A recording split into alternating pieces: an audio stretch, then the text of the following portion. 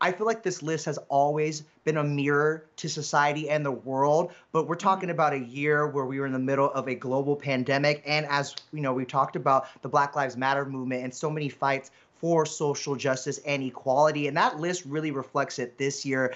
More than a dozen activists actually made it onto the Time 100, including the Black Lives Matter founders, Patrice Mhm. Cullors and Alicia Garza and Opal Tometi. I mean, I can't think of people more deserving to be on the Time 100. And of course, this movement that they sparked started when Trayvon Mhm. Martin died, but it's carried so much more weight and so much more significance and more important Mhm. following George Floyd's death this past year. Right. But one thing I love so much about the Time 100 cast is the tributes. It's the people who Mhm. are writing and penning these tributes to the people who make it on the list. What tribute struck to you as particularly impactful? One thing that I love about the Time 100 tributes are that we're seeing these celebrities or people, especially who, we cover with Hollywood headlines, but we're seeing them as humans and as titans and as activists. And I love spotlighting them in this way. And one tribute that I loved in particular was Gabrielle Union and her husband, Dwayne Wade, not for, being couple goals or for being an actress and an athlete, respectively, but because what they do behind the scenes. And I love that they each got their own individual tribute. This one right here that you see is Gabrielle Union's, which was written by Tarana Burke, the founder of the Me Too movement.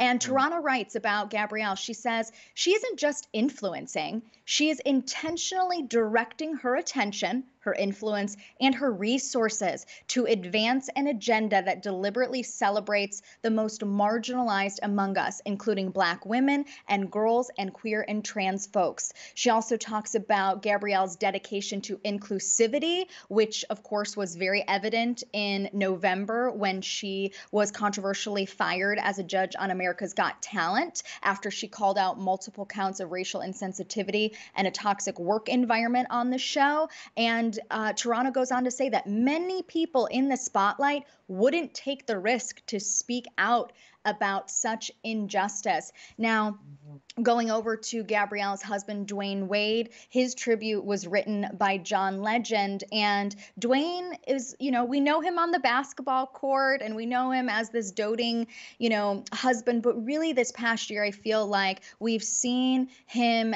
as this really important father figure using his platform and his philanthropy to move important conversations forward as he stands up for others, especially his daughter Zaya, which was Mhm. a point that John Legend focused on in the tribute. John writes, Dwayne has set a very powerful example for parents and for society of how to be good allies to young people who are figuring out who they are. He and Gabrielle don't love Zaya despite who she is. They love Zaya and they celebrate who she is and they embrace her. He's modeling Mm. how parents can champion their kids and fight for them and help them become the best adult they can be. Of course, earlier this year, we saw Dwayne get extremely candid on the Ellen show about how Zaya came out to him and to Gabrielle and to the family about, her transgender journey and how she wanted to move forward. And we've really seen those two especially set in such an incredible example for other families with this. So I love that they are being hailed in Time 100 as titans. It's so true. And I feel like, both Gab and Dwayne are setting an example of what unconditional love looks like for your Yes. children, but also giving global spotlight to these important conversations. And they've been so Mm-hmm. dedicated to it. So I wasn't surprised to see them on the Time 100 list. And obviously, we are an entertainment news brand, and there are plenty of entertainment figures and artists who are also featured on this list, including JoJo Right. Siwa, who got an amazing tribute courtesy of Kim Kardashian West. Of course, JoJo and the Kardashian West family have grown close over the years, with Northwest being such a huge fan. And Kim, for her part, she said that the 17-year-old JoJo was a ray of sunshine in a world that seems so scary right now. And she goes on to say that as a parent, you want your kids to admire positive figures. There's no one more positive than JoJo. She even talked There about really how isn't. There really isn't. And you and I have talked to her so many Yeah. times, and she really is how she is on camera is how she is behind the Mhm. scenes as well. She has that energy and that light, which I think is so important right now. And Kim says that she actually offered some advice to JoJo and Mm. just said that stay true to yourself. Be passionate. Surround yourself with people who love and support you. Live in the moment, Mhm. and of course, have fun. And I thought that was just amazing, especially to get that from such a huge figure like him.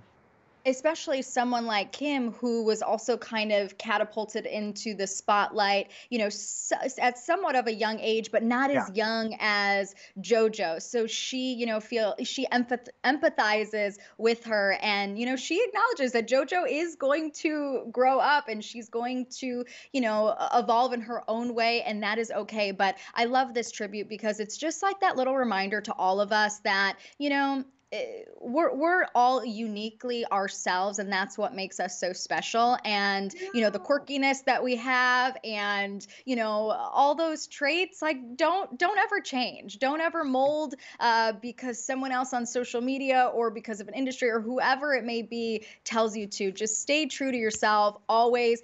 Rock the rainbow bow, rock the Yeah. ponytail, whatever you want to do, just be you. Amen. And someone else Amen. who is really staying true to themselves is Megan the Stallion. And Meg, not only did she make the Time 100 list, but she's also featured on her own cover. And Taraji P. Henson paid tribute to the rapper for her tenacity and her strength through vulnerability. She says that Meg is a free spirit.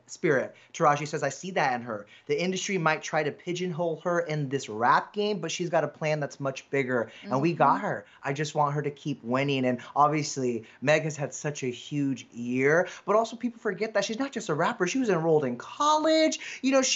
She's gone through so much personally too in this last year, but somehow manages to, I don't know, not lose that light. And she stays so true to herself, and not to mention puts out some bangers of music.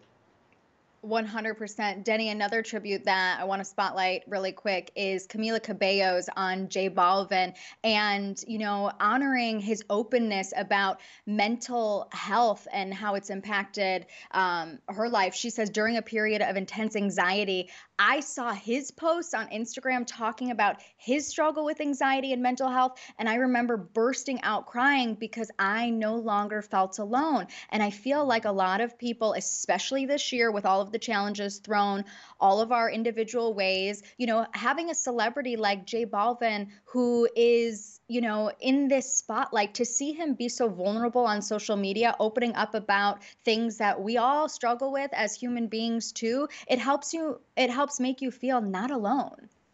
And I talked to him earlier this year, and that's something that he echoed too. Why it was so important for him to speak up and honestly kind of remove the stigma surrounding mental health. He says now more than ever is a time to be honest with ourselves, to start looking for help and be humble that we're humans and sometimes we need help and we need to fix, what's Mhm. going on in our brain. So I love it. For more on the Time 100 list, you guys, you can also go to etonline.com. There's some amazing covers too, so check them out.